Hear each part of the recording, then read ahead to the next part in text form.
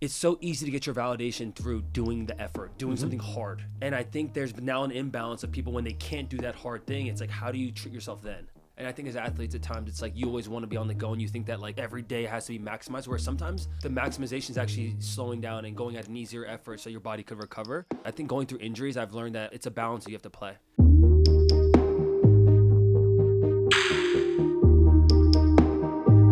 I have this problem where like I'll stop doing a thing and then like once I stop I can't, like I stopped drinking soda maybe like 15 years ago. Yeah. And then I get like a streak going and then I can't like stop the streak.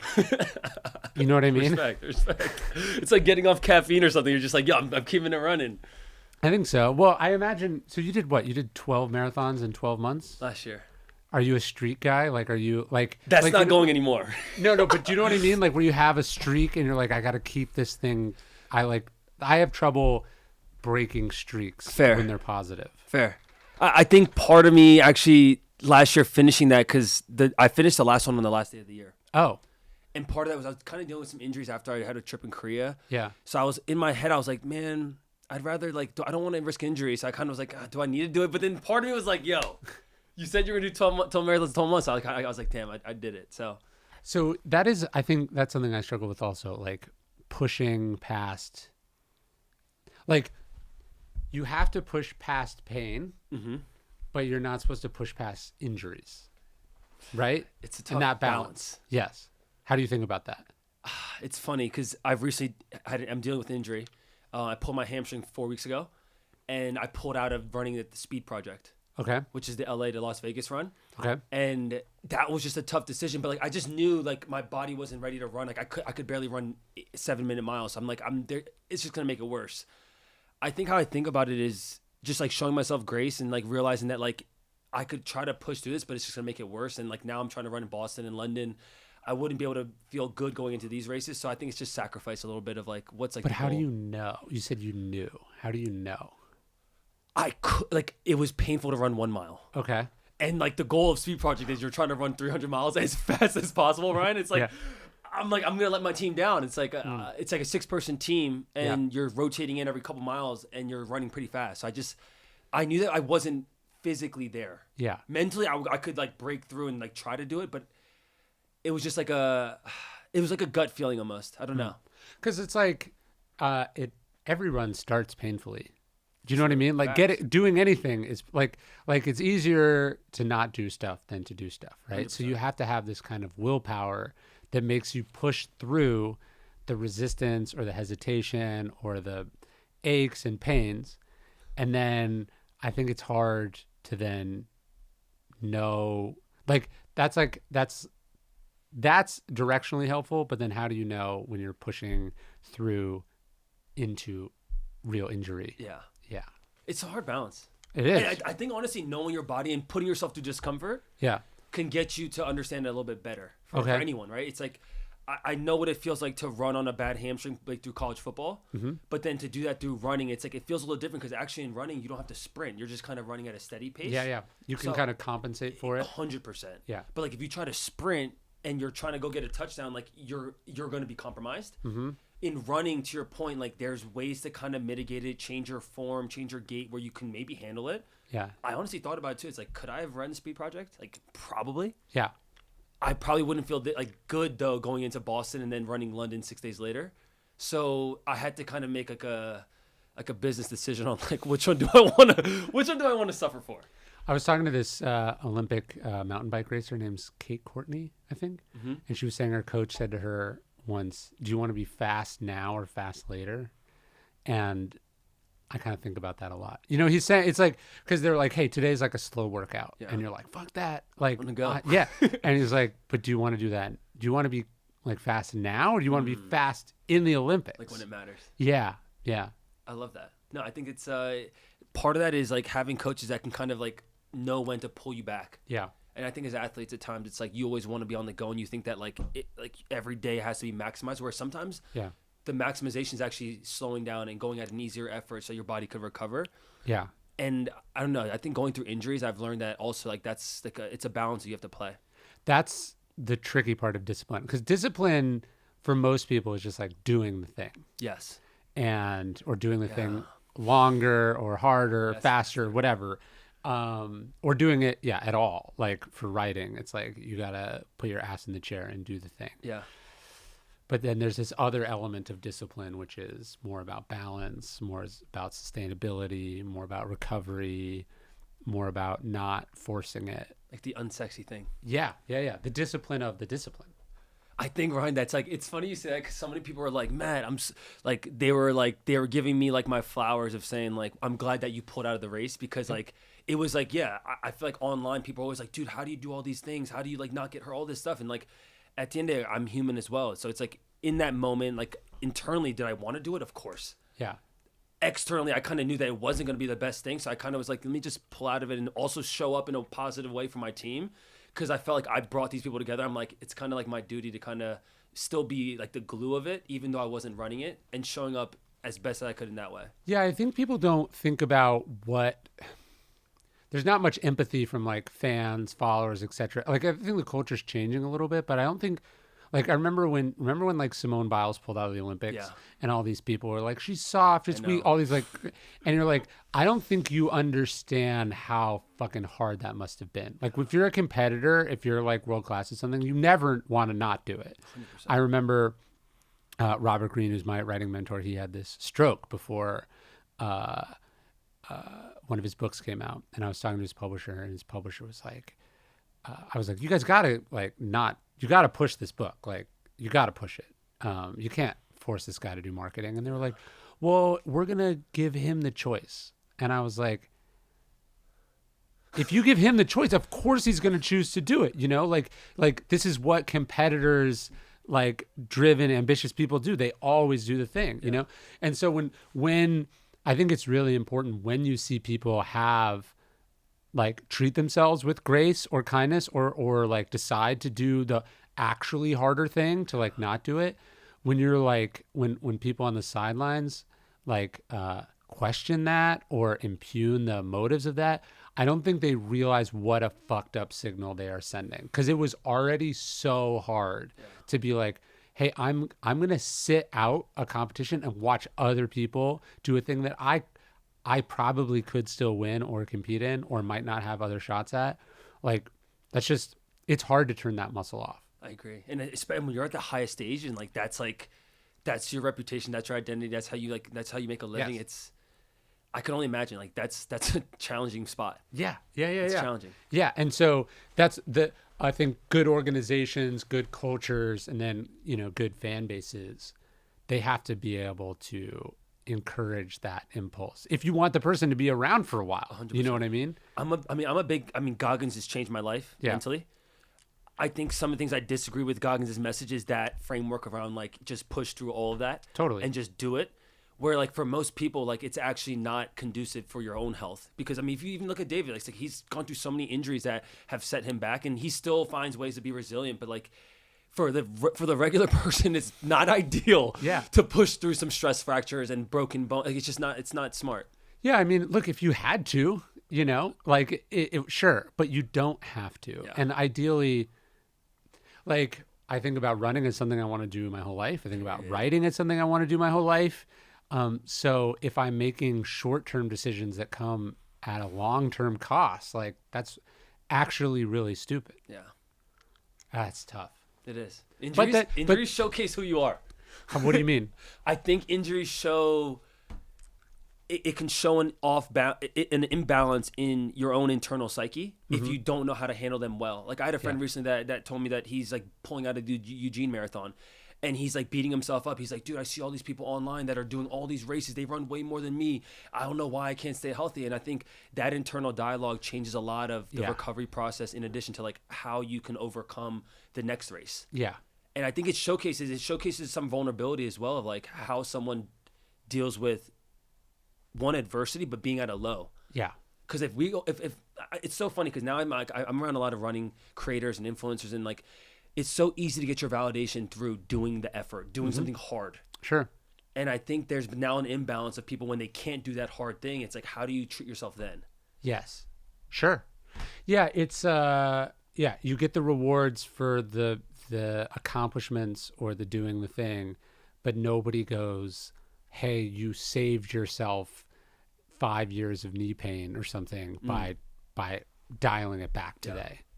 The virtue of temperance is a part of the virtue of discipline. Do you know what I mean? Like the knowing when to push and when not to push is maybe the more elite skill. Do you think, I was actually thinking about this on my drive here. Is that like a confidence thing internally? Sure. Or is that practicing that as well?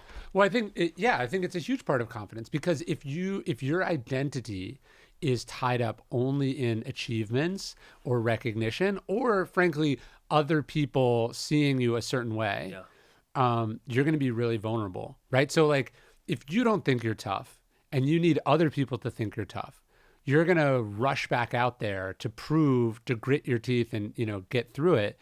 Whereas if you go like, I know who I am, I know what I do, I know how disciplined I am, so I'm going to sit on the bench here, or I'm going to stay in today. And I know that doesn't say anything about, like, it's like, hey, I got up every day in a row and did this thing. But I'm so insecure and fragile about it that if I don't do it for one day, I'm nothing. Like that is like an incredibly insecure place to be. I think about this in baseball, right? So like, you're going to have hitting streaks in baseball, but you're also going to have hitting slumps in baseball. So if the hitting streak is something you identify with, like I'm the best, I'm amazing, look how great I am, I'm chasing records, whatever, you're going to get devastated by the slump. You want to get to a place where like you're focused on how you're swinging, not so much like how you're hitting. Yeah. I love that. I think it's been a major component even the past couple of years as I've like been in this content game. It's like not letting the opinions of negativity or the admiration get to you. Well, the problem with being a content creator is you have a quantifiable number about how it did, right? And so you wake up. I'll give you an example of how I've noticed this as a creator. Okay, so posting stuff every day. I don't post it. I try not to look at it, but like I see that we Daily Stoic posted some video I shot 6 months ago, and I see, I don't know, it didn't do that well. Yeah. I go, fuck, it sucked. What did I do? And then I'll get like a monthly report or an annual report of like how we did. And that video will be in like a top performer. It just didn't do well at first. It was a slow going thing, but it got put by I didn't see that. It took time for it to be discovered. Right.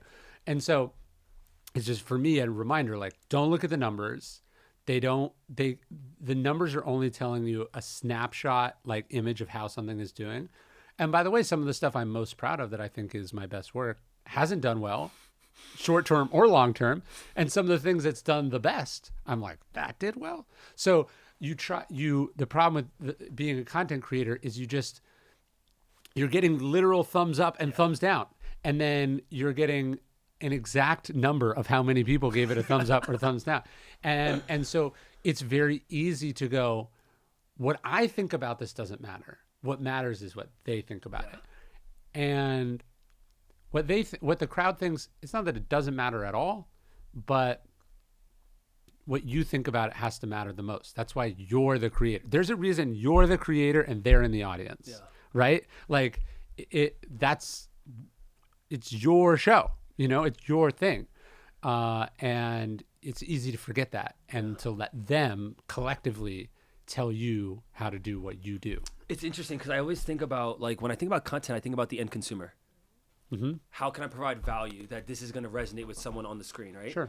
But equally to exactly what you just said, you can think like that, but then as you get the result, knowing that your intent is in a good spot, it's not allowing the opinions of people, whether they're keyboard warriors or not, whether they love it or hate it, to then change how you thought about providing value to the end consumer.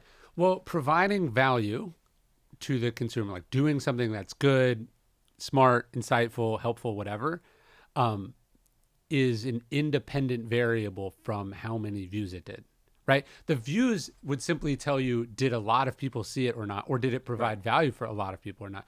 But what if I told you, okay, this video you did, it's going to totally flop, but it's going to completely change the life of one person, like utterly transform their life.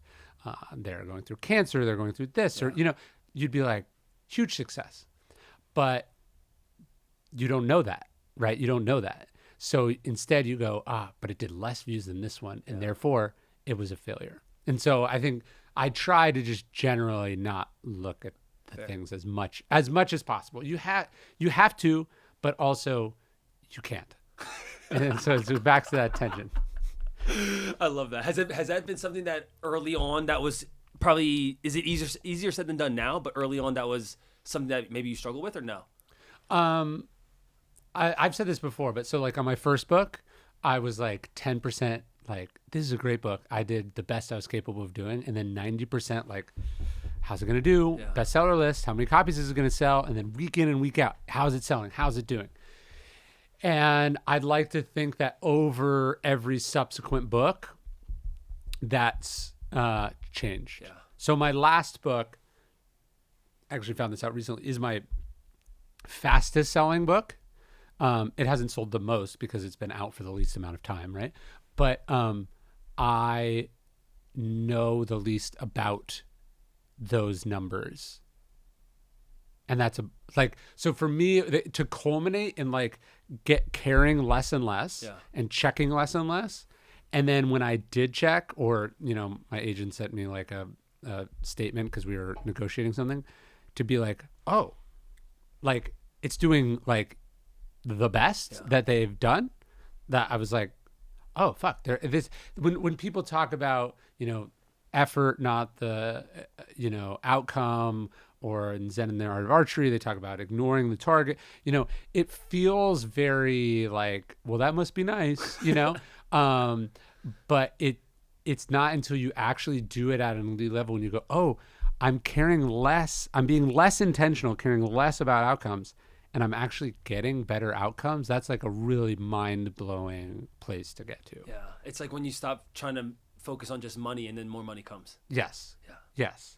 Because there's a thirst to it, I think, but also an inauthenticity to it. And then I would also say there's just a finite amount of resources. So the time, like if I could quantify all the time that I have spent checking stats or sales figures or royalty statements, I'm not saying I could write another book with that time, but I could do some shit with that time. Like I could write some good articles. I could make some good videos with that time.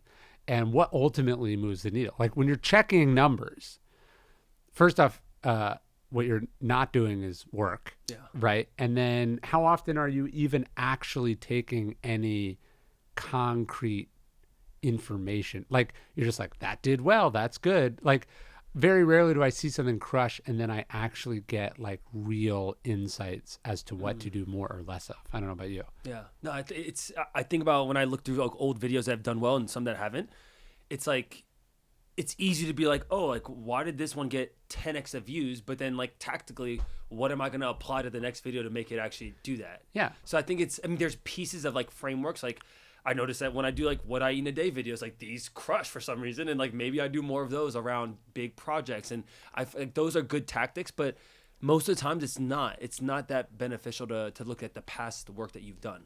Yes.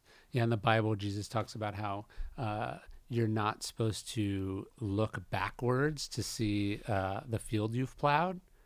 And it's because when you do it, the team drifts, right? So like if you're, the old school plow, right? You're like, plow. So if you go like this, right? Yeah. To look behind you, it turns the plow. Yeah. And so, you're just supposed to stay forward. It's like when you learn this in racing, right? Like, the time you spent to see how far the person's behind you is allowing them to catch up. Like you're just supposed to run as fast as you fucking can.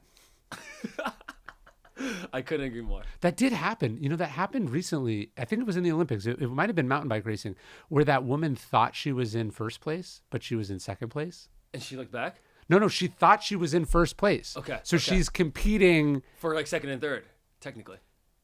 So yes, so she thought she's winning. So she's racing at the, like, if she thought she's in second place, she would go faster. Yes.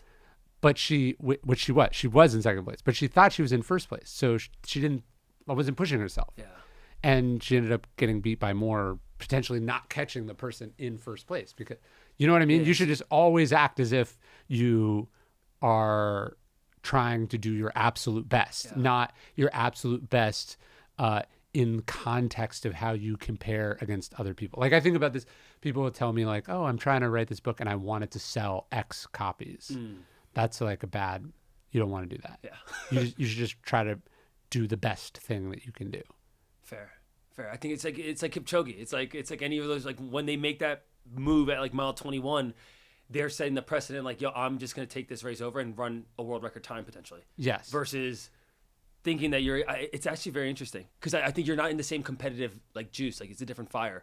Well, what's hard too in competitive running is like you actually are all running the same race, right? But like if you're just out in the world running, you know, and like somebody passes you, there's that part of you that's like, I got to keep up. Yeah. And you're like, dude, they could be running. You could be on mile 20 and they could be on mile 0.5, you know, or like you could be about to finish and they could be just starting or whatever. Like I think you do learn a kind of a tunnel vision or bubble when you're like in Austin, when you're running on the trail.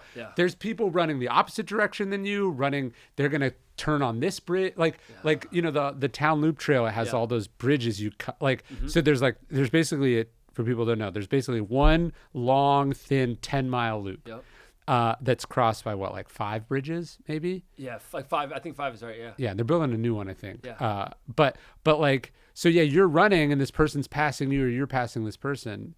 But like, you don't know what loop they're doing. They could be turning on this bridge or then they come back behind you. Like, are they lapping me? And you're like, no, they're just loops. They're just doing short loops, you know? And so I think I've tried to cultivate just to like, I'm running my thing. I don't really give a shit what you're doing. I think it's like, it's the saying, right? Comparison is the thief of joy. It's like, if you think that like, if you try to enter yourself into what they're doing, you're already now starting to let doubt creep in where it's like when you're on a long run already, there's already so many variables. It's like not allowing that to happen is a better thing than worrying about like, oh my God, did they just pass me 3 times? Do you think about this also though? Like as a creator, it's not just like how your individual posts do, but you go like, okay, I have this many followers.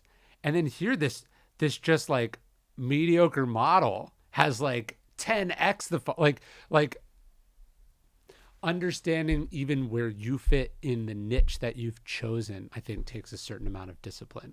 Yeah, I think it's interesting because obviously with how much the landscape has changed over the years, like models versus creators, I think professional athletes versus creators. Yeah. It's now kind of like in terms of brands, I think they tend to work with creators more than the athlete or the person that just looks good. And part of that is obviously how they represent the brand itself. In terms of actually comparison, I think it's natural for most humans to maybe from like the vanity metrics like see that, but I think it's like not allowing it to consume you. Yeah. And I think like it's understanding who you are and what value you're trying to bring or following your own purpose and like leaning into the things that are actually in your control versus like how someone else is doing or how many likes or views or things that they're getting. I think that's just a bad rabbit hole to go down. And especially if you're playing the long game of this, it's like someone's always doing more than you, better than you at the end of the day. And then there's people that are doing less. So it's like, you have to just find the balance that works for you. Yeah. It's hard because the internet essentially opens you up to every person in the world. So you're like, well, this person has 100 million followers. I only have 100,000. And it's like, okay, but that person is playing a very different game than you're playing. Yeah. You know what I mean? It's hard to go like, I'm a classical musician. There's a ceiling on how, like, to go like, hey, I have 200,000 followers as a classical musician. That's insane. Yeah. Instead, you're going, I only have 200,000 because this person who, you know, does ASMR videos has 2 million. And it's like, or this person who does cars or bikini photos or whatever. It's like, I try to remind myself, it's like, you write about an obscure school of ancient philosophy, and more than 10 followers is a lot, you know? I mean, look, Ryan, the fact that running has taken off this much, I was thinking about it on my right here. I'm like, yeah, I'm super fortunate. I'm blessed.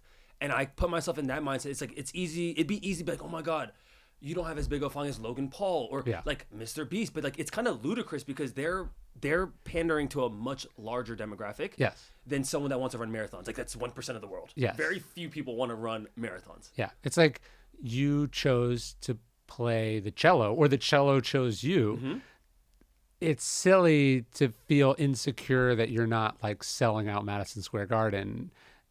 You're not like a boy band or a rock group or whatever. Like they're understanding that you make choices and those choices come with, certain things, 100%. Right? Like certain, and it's like in running, it's like, hey, like you ran this race. These are, even if you're the most successful in the world, you're probably not going to be faster than this. And you do have to be faster. This is your scope, you chose the javelin, you're probably not going to be as well known as the sprinter. Fair. But I think it's funny because now as like running has like really taken off, I think the reason that like my brand has become brandable for a lot of other businesses is that general pop that you're talking about, right? The people that run 3 hours to 5 hours is most of the people that run marathons. Yeah. The Kipchoge's of the world, people that are running even Olympic qualifying times is very minuscule. Yeah. Like maybe a couple hundred at every race, right? That are running 2:18 or 2:10. It's almost unrelatable for a lot of people to be like, how are they running 450 miles or 520 miles? It's almost impossible for most. So to your point of like that 3 to 5 hour group, which is where most people finish. Yeah. That's speaking to most of the people that I feel like my content talks to. Yeah. And if you're Nike, Adidas, any of these major brands, it's like if you want them to wear your shoe, it probably makes more sense to work with a creator like myself than someone that's running a 2:10 marathon. Yeah, and also it's a lot harder to run a 2:10 marathon, so it consumes your life. Do you know what I mean? You can't make videos and run that fast. Yes, exactly. So like I also think about this. It's like people who are just naturally great at something, or are blessed with supernatural height or whatever, are usually the Emerson has this great essay where he talks about compensation. He says there's a compensation for everything. So like, yeah, you're supernaturally gifted or charismatic. You're not so good at explaining how those things work, right? Because like you're just like, what do you mean? And so in some ways we curse ourselves for not being naturally gifted, and then also see our strength as being like communicators or relatability or hard work or whatever. Like these compensations we made up for that. You can't have both. It is extremely unlikely that you're going to be like naturally gifted at something and then be really good at teaching people how to do it. It's like the really good player doesn't always become a great coach. Exactly. Like, I actually resonate with that a lot. I think, but Ryan, I think there's certain skill sets that are developable. Like someone can develop discipline, even though you're not the most, like discipline doesn't come easy to you. Yeah. So I think it's like finding that fine line where it's like, what are the things that you can actually work on that might not come natural? Yes. That you can build skill sets on. Yeah. There's definitely, you're not fixed.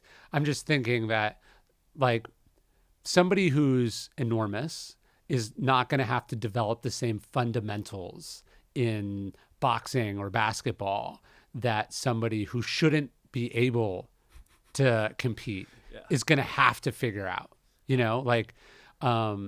Someone with great stories doesn't have to be as good of a stylist as someone who's an incredible writer but doesn't have that much to say. You got to figure out, ideally you want a nice balance of both. Yeah. But we get mad that we don't have certain gifts, and we don't understand that those gifts come with costs too. It's a sacrifice. Did you always love running? No. So I mean, when playing college football, it's just like you run for punishment. Yeah. So running came for me during the pandemic, and it was just available. Oh, that recent? Yeah. So it's been fairly new for me, and like obviously, it's funny that you say all that because like I think about football a lot. And like for me, my North Star was like I wanted to go see if I could play in the NFL, be the first like full Asian American to go do that and inspire other Asian Americans to have someone that they can kind of follow. Obviously, that never happened. But then Ryan, for me to get into running, and to your point, much smaller sport compared to the NFL. Sure, it's the biggest sport, 100%. But US, having impact in this space now, which is now getting people that aren't just Caucasian to get into the sport as well, is a different level of impact that I feel like at times like. I feel like God's working my story in different ways to make impact, but maybe not how I thought. But it's been me staying curious and open-minded to something else that now has allowed that to happen. And I think that's the obsession that I've got through running is now obviously triggered for other people. but it's still really new for me. Like I feel like it's why I stumble sometimes, and like I don't always follow the rules, and I do things kind of my own way, and it's like it rubs some runners the wrong way, which I totally understand. Yes. Equally, it's getting a lot of new people into the sport. Yeah, it's funny, you don't realize, like, you think you're developing these skills or experiences or learning these lessons to apply them in the domain you're learning in them, and you don't realize that actually it's all this training ground for this thing you haven't even tried to do yet. That's like a weird, humbling, kind of mind-blowing thing. Like, how did you know that you needed, that all the things you were learning over here were actually going to be applied in a totally different domain? I think part of it is we learn by doing as humans. Sure. I was a very poor student, and I've over the years became a better student, but like through football, it's like we study film, we study the playbook, and then you have to go execute it. Mm-hmm. I think for running, for me, it was like, oh, I can read about it. I can watch other guys like Goggins and that are doing it. But it's like if I never take the action of putting my shoes on and starting with that 1 mile, I would never have known that this is even possible. Right. So I think for a lot of people, it's like, how do you then put yourself into the arena, right? Mm-hmm. It's like the Theodore Roosevelt. It's like, instead of just being the critique on the sideline and judging what the quarterback's doing when you're watching Sunday Night Football, it's like, actually, if you understood what they're going through and how difficult it is, obviously not everyone can play in the NFL, but everyone can run. Everyone can do these other activities that are pickleball, that are golf, whatever it might be that might challenge someone. I think by doing and putting yourself in an environment to fail is the best way to find that. What was it like for you going from effectively a team sport and culture to a solo activity? I mean, it learning discipline through a team is much different than self-discipline. Right. Coach is expecting you to be at a certain meeting at a certain time. There's rules on that. If you're not 10 minutes early, if you're not 10 minutes there before the meeting, then you're late. Party time? Yeah. So it's like, there's obviously like cause and effect of all of that stuff when you're relying on other people as well to do a job. Like as a receiver, if the line doesn't block and the quarterback can't get the throw off, like it's irrelevant if I ran a good route. Right. In running, obviously, it's all internal. Yeah. And there's community and team building around running, but when you're towing the line, you're there on your own and you're in your own internal thoughts. It's a different challenge, but I think it's the best way to actually develop self-discipline. Yes. Yeah. It's you're in your own head with your own thoughts. That's who you're primarily running and competing with. Correct. Yeah. Which I think is actually the best like similarity to life, where it's yes. I mean, you have an awesome space here, a great team, I'm sure, but like ultimately, like that game is still an internal battle that you have to win to then allow everyone around you to do their thing. So I think it's taking like, it's so funny because like the ultimate team sport to like a very solo sport, you take tendencies of leadership from being on a team sport that can translate into running. Yeah. But at the core of it, it is you against yourself. Yeah. And I think that's something that a lot of people are scared of, actually. I wonder too, though, like the idea to do 12 marathons in 12 months, like football has kind of a schedule and a long grind to it in the way that running does. Like people are training for a marathon, right? Or like they go for jogs occasionally, but the sort of signing up for the system or the season, that strikes me as maybe something you brought from your other world into running. Like you made up kind of a set of games that you have to play. Yeah, in a way, Ron, 100%. I think what's the funniest thing about it though is that like, you know, last year I got a little slack because I was a bib mule at a race, and a bib mule is when someone runs in a race that isn't under your name. Oh.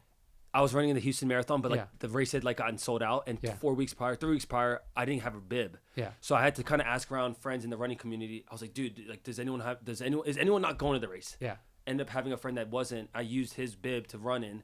I ended up running sub 3, which qualifies with Boston. And then there was this whole article of like running influencer is a bib mule and this in a fraud and all this stuff. So I got a lot of shit on for it. And I started looking at my race calendar.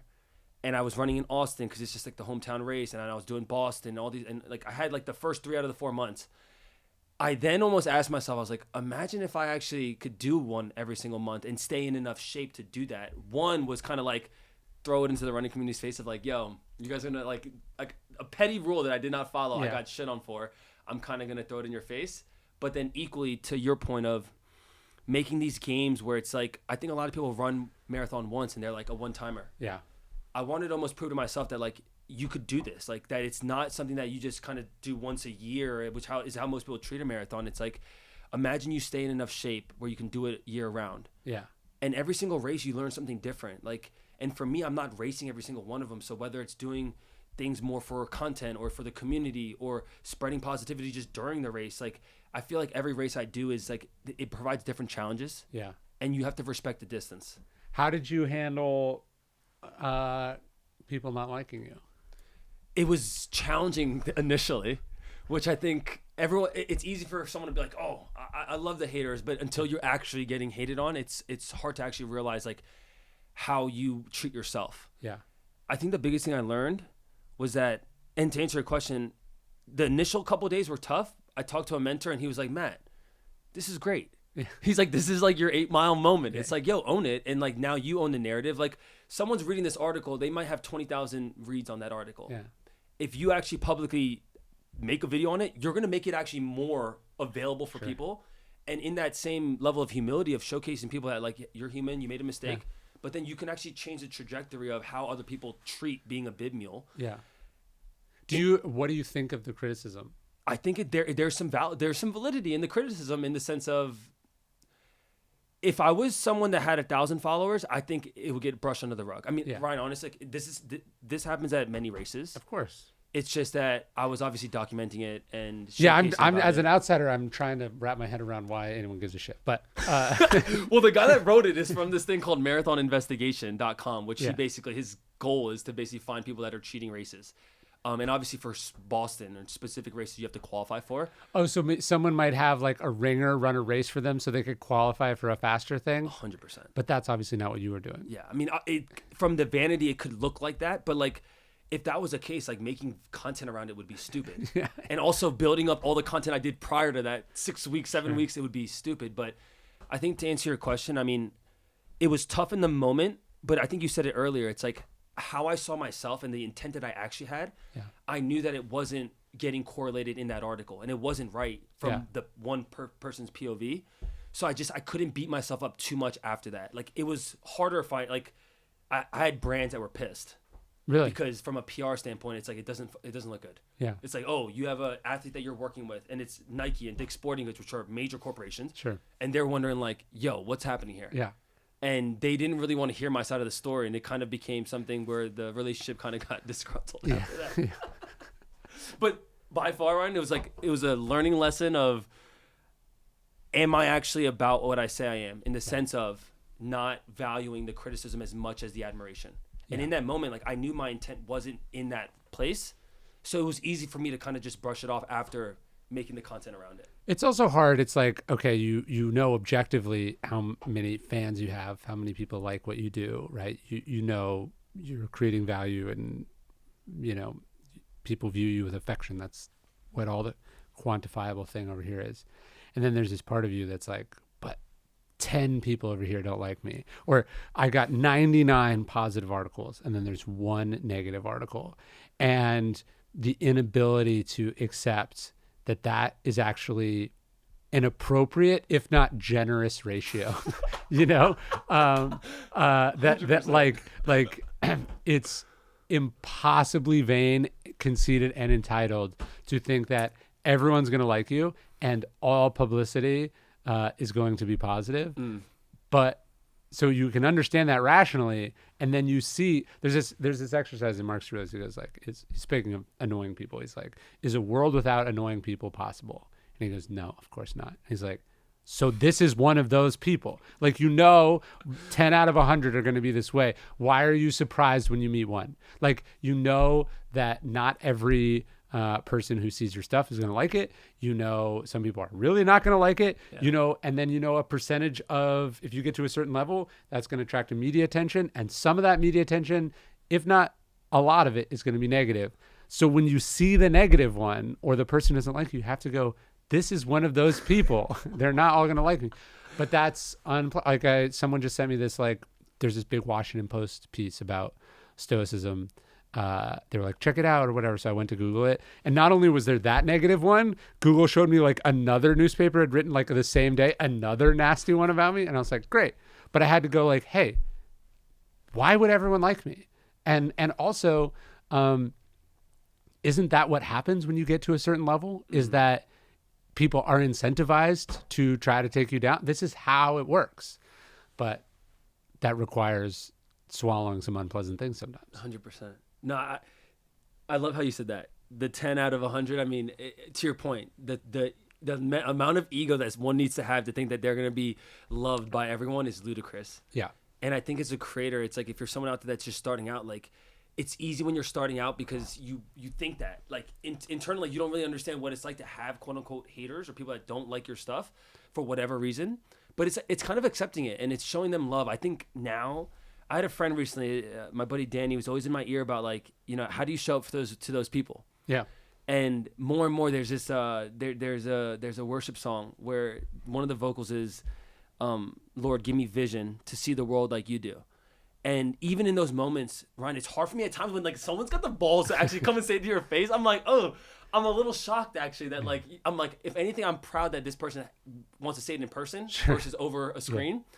Yeah. And in those moments, you do have to like swallow your pride and just like show up and give these people and show them grace, even though they don't want to hear it. They don't want, and they're not showing you any. 100%, and it's tough. You have to swallow that pride. So I've had that moment happen to me, and every single time I feel like I'm moving a little closer to understanding how to better handle that.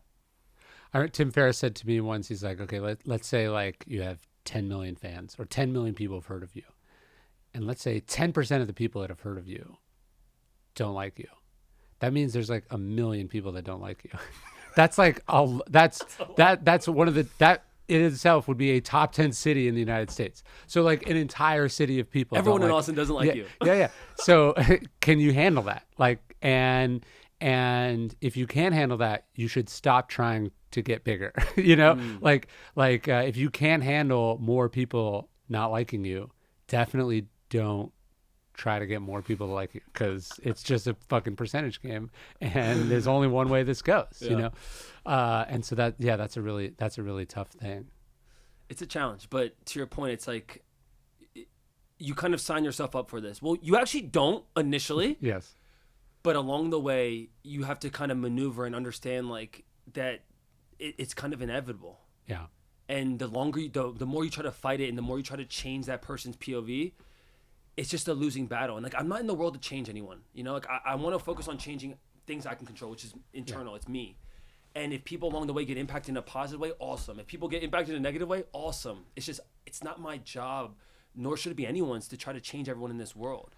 Well, it's also funny, right? So there's this whole controversy you run using someone else's bib. I'm sure that's not the worst thing you've done in your life. Right? Like, sure.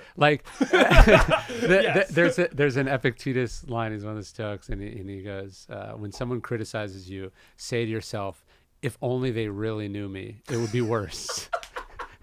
And it's not that we all have like, you know, dead bodies in our freezer, but like most of the time, the things that you take heat for, the things that people don't like you for, are not the worst things that you do.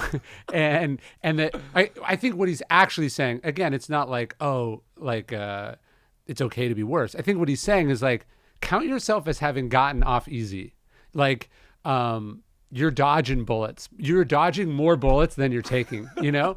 And to just go, this is a warning, you know? Fair. It's a warning to like that one of the costs of a platform notoriety success is that you can't be sloppy and you can't take shortcuts and you've got to be above board with all the things that you do. And imagine if you were subjected to real scrutiny, you know, and now try to live your life to be not above such scrutiny, but immune to such scrutiny in that, like, you know, you're not doing shit that if people found out about, they'd be like, whoa, right? So try to merge the public and the private as close together, because if all your dreams come true and you get to the level that you want, the result is going to be more scrutiny and more people looking for things not to like. So you better get your shit together. Yeah. You know? You said it. It's like you have to be more organized. Like you have to dot your I's, cross your T's. And like, honestly, that was my learning from that moment. Yeah. It's like, I just can't I've gotten to a point in the running space where it's like, I can't just like fly under the radar. Like you have to do things with a certain protocol. Yeah. And do I believe that there should be a transfer of bibs? 100%. Most races allow it, but certain races don't. Yeah. but it's not my job to debate the rules of the system. It's, hey, these are the rules of this game. Yeah. And now I have to play the right way. Yeah. It's like, look, you start making a certain amount of money, you better get a good accountant. 100%. Because the IRS is not going to be as forgiving of you as they are to some random person making a fraction. You have to level up all aspects of your game, not just the monetization side, not just the performance side, but all the other unfun stuff. Admin. The admin, risk management, liability. You just have to get your shit. 100%. So somebody told me you read the Daily Stoic. I do. Yeah, and then you post about it all the time. I post it every single day. Yeah. It's funny because I was going to joke with them. I was going to say, Ryan, I'm sure I've actually might have impacted some sales because people tell me that they don't buy it because I post it every day and they just watch it off my story. But equally, I've gotten many messages of people asking about what it is, and then they end up purchasing and send me pictures. But I've been reading the Daily Stoic for the past 3 years. How'd you find it? A mentor of mine that lived in Maryland, he first told me about the Daily Stoic and just kind of Stoicism, and he's an entrepreneur that I looked up to. And then I was at a friend's house, and it was on their coffee table. Oh, yeah? So I was like, these signs, and I just was like, you know what? It was like about to be the new year, and I said, you know what? I looked at it because I'm like, oh, it's dated every single day. Yeah. So obviously the concept of learning just a little bit. I never read in college and high school, and I was a poor student. So for me, a lot of the challenge was, could I just read a page a day? Yeah. Where most people are like, I don't have time to read. I could never read. It's like the thought of the actually. least you can do. The least. Yeah. And then obviously from there, I built my muscle of reading more and consuming more content. But that was the start of it. And then I was building my social content at the time, and I wanted that to be part of my routine. Yeah. And that just became the first thing I posted on my stories in the morning, just because I was like, yo, this is the first thing I do. Before I brush my teeth, I journal and then I read the page, and it's just it became a part of it. You know what's funny? So the first editions of the Daily Stoic, it says every page. So typically the way books work is you have the title on every other page. Okay. It'll be the title here. That's just a standard thing. I wonder if it's here. Let me see. Yeah, so it's title here, title of chapter here. Mm-hmm. That's how books tend to work. Well, so the first edition of the Daily Stoic is that. Every other page had the Daily Stoic. And then I would post pictures of the book, and people go, what book is that?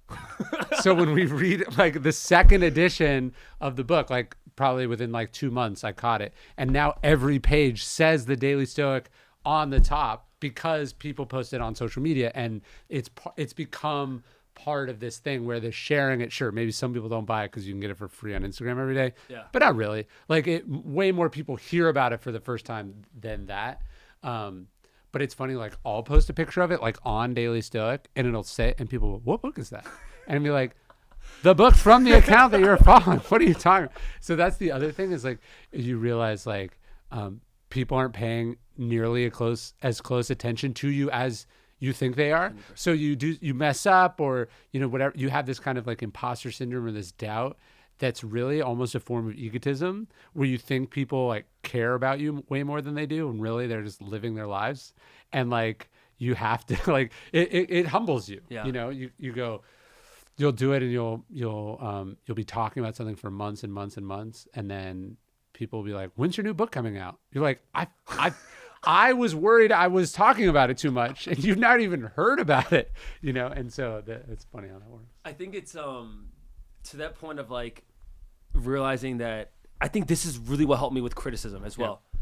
It's I remember when Gary used to say this years back. It was if you actually realize that most people are living their life and that they have so much shit going on that they don't really care that much about you stuttering or a typo in the video or whatever it might be, it'll help you get over the hump of caring about what people think. Yeah. Because ultimately it's if something happened to me tomorrow on my flight, most people would move on with their life. Yeah. As sad as that might be or sound, it's besides my family and my loved ones, most people, as much of a diehard Matt Choi fan someone might be, they're going to have to go on. They're going to have to move on. It's no different than Kobe Bryant, who at a larger scale is way more public figure. Sure.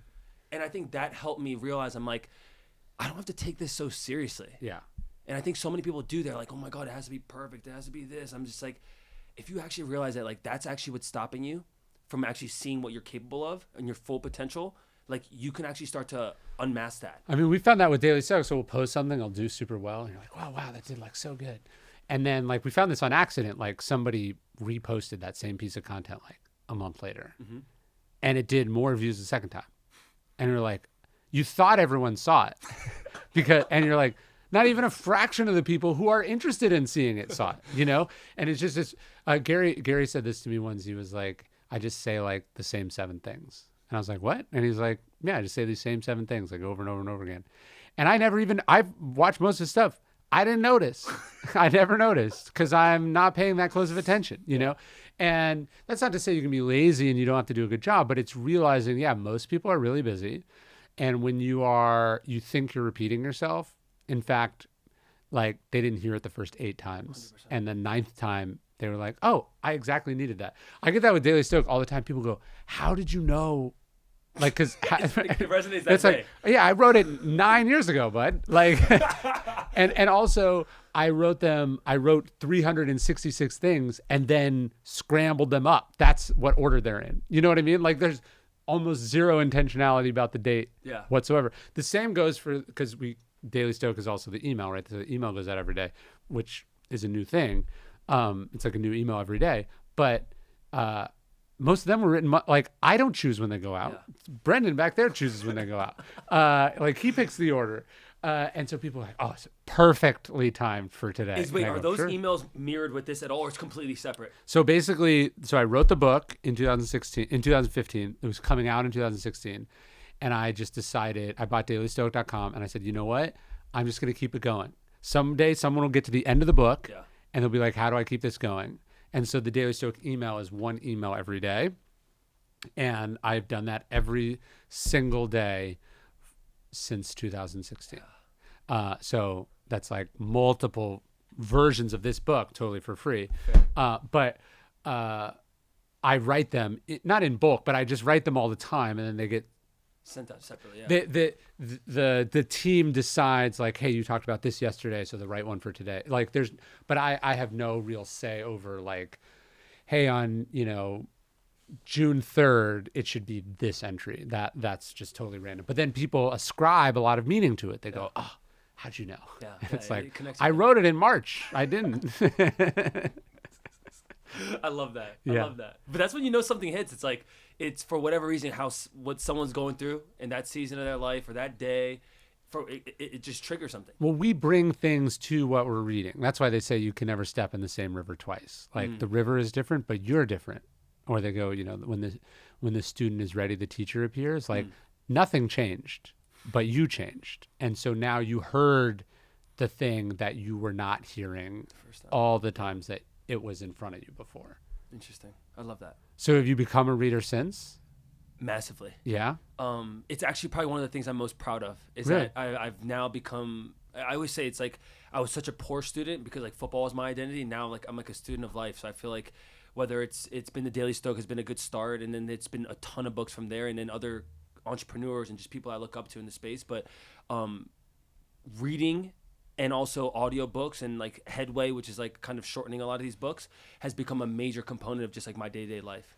Interesting. Yeah, I mean, we were talking earlier, like there's all these things you can get better at, like you can develop. You think you're not a reader, and it's really you just you weren't at a place in your life, or you didn't. I see this all the time. People thought they hated books, but really they hate reading. Do you know what I mean? Like they're dyslexic, or they have they're just maybe they have bad eyesight, or they can't sit still. And then something like audiobooks just opens up this whole world, or they would have loved reading. They just have never read a book that did anything for them. Yeah. And once you have that experience of like a book that changes your life, that's a dragon that you chase. Dude, it's over and over again. It's like the first run, or like getting back into the gym. Truly. The book for me was Rich Dad Poor Dad. Okay. And financially, and just like the mindset around an employee, that book just changed a lot of how I thought about work. And like that was like when I was making my transition after football was done, and I was working my first corporate job, and that just sparked so many things where that was the drug that first hit. And then from there, it was a ton of Gary, a ton of your stuff, a ton of like Jesse Itzler and Goggins, and I just like started re-downloading new software. And I always like I'm a big Matrix guy, so I framed the brain as like software, and like I just started to find people that were doing things I emulated or I wanted to do, and it just became like that was like an obsession. And for me, running and content and learning, like these were things I never really did. Yeah. because I was so caught up in the one thing. And I started realizing, I'm like, oh, I could run a marathon. Like I could probably learn a new skill. I could learn a new language. I could do all these things. It's just, it's going to take time. Do you listen to audiobooks when you run? Not as much. I do headway more when I run. And sometimes I just don't listen to anything when I run. Really? Yeah. I'm more of if most times than not, I'm a silent. I don't listen to anything. So you just spend a couple hours just on my, yeah. What are you thinking about? Or nothing? Sometimes it's nothing. Sometimes it's thoughts that, whether it's content or if I'm going on a pod or something, it's like it could just be like how I'm feeling that moment or things I'm working through. Yeah. Other times it's just nothing. Sometimes. Really. During races, it's different. Like I typically I can't remember the last time I actually wore headphones during a race. Yeah, they're not really supposed to. They don't like it, right? Like you're not supposed to do it during an Ironman, for instance. I don't get it. Well, the Ironman culture is like really strict on that stuff. Marathons, they tend to be a little bit more lenient. But in the Ironman space, like you can't, because when you're on the bike, if like there could be risk hazard if you're flying at fast speeds. But yeah, on runs, I like the silence of it. I just feel like I'm able to like work through things that are, whether it's a creative space or a business space, where it's like, it's a time for me to just like be away from the world. Even though I bring my phone, it's not like I'm checking emails actively or doing those things, but it's just time for me to just kind of like brainstorm. Yeah. So you don't do music, or? Very rarely. I will sometimes turn music on if I'm like in like a deep pain cave, or if I'm like deep into a long run and I'm like, all right, I need something. I mean, when I was in Korea, I turned music on like after like the 6th or 7th day of like running the length of it. So it's just like that kind of just, I needed something to distract my mind. Yeah. I find that like I tend to listen to songs on loop. Fair. And it creates kind of a silence because it drowns out other sounds. 100%. There's a couple artists that when I do listen to music, I'm like, yo, this is like the mode I want to be in. Yeah. But I like going through like modes of the run where it's like the first 10 miles I won't do anything, and then I like maybe we'll listen to music for a couple miles and then turn it back off or change the artist or whatever it is. But most times it's typically silence. Wow. Yeah.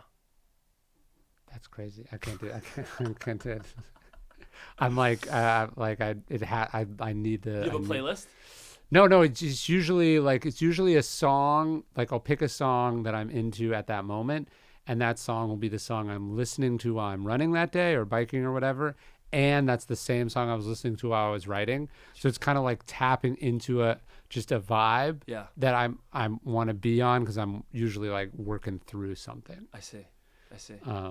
So like my Spotify Wrapped at the end of the year is like an artist. Like it'll be like, you were top 1% of this artist, top 1% of this artist, top 1% of this artist, and it's funny. My kids do the same. They're like, put that song on repeat, and there's just something about our brains that want to listen to it like on loop. I mean, it's kind of like the Rocky like theme music, like for Goggins, right? It's like, how long can you do that for doing pull-ups? It's like you just keep something on a loop, and it kind of it drowns out everything else. Yeah. Everyone's got their own like quirks because what you're doing is fundamentally insane. Like your body does not want to be doing it and shouldn't be doing it. 100%. So you got to tap into some level that allows you to do the thing that your body's like, are you sure you want to do this? Yeah. It's like an internal fight, but like sometimes music can push people through because it's like a level of comfort. Like that song makes you feel some type of way, which can get you through miles 20 through 26. Yeah. Or podcasts, you're just like, oh, an hour passed? You know, like instead, it's turning off that part of your mind that's like, how far have I gone? How far have I gone? How far have I gone? And I think pods too, it's like, because it's multiple voices, it makes you feel like these people are running with you almost. Yeah. You know? It's like, because I think people do enjoy running as a group, whereas like solo runs can get kind of very monotonous. But like when you have pods on, it's like, it's nice having that feeling like, oh, like they're just like, someone's running with me right now, you know? Yeah, although like some people are like, we should go for a run sometime. And I'm like, nope. No, we should not. That will not be happening. You just like running on your own? Yeah, this is my thing, man. Respect. Yeah. I don't want to hang out.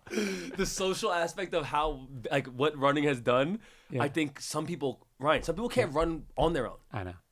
It's like that, like, and I'm very like in between, because most times I do run on my own, but there's some certain people and certain individuals, like if we're doing, like this morning I did a track workout with a couple friends, like those moments when you're grinding through it and you're running similar paces, like it can be a competitive fire. Yeah. But most times I do enjoy the solitude of like, this is like my time. Yes. But like it's now it's like I kind of like also put myself in a mode of like hosting big shakeout runs and people are like, yo, course, you know, yeah. so it's like it's balance. Yeah, that's funny.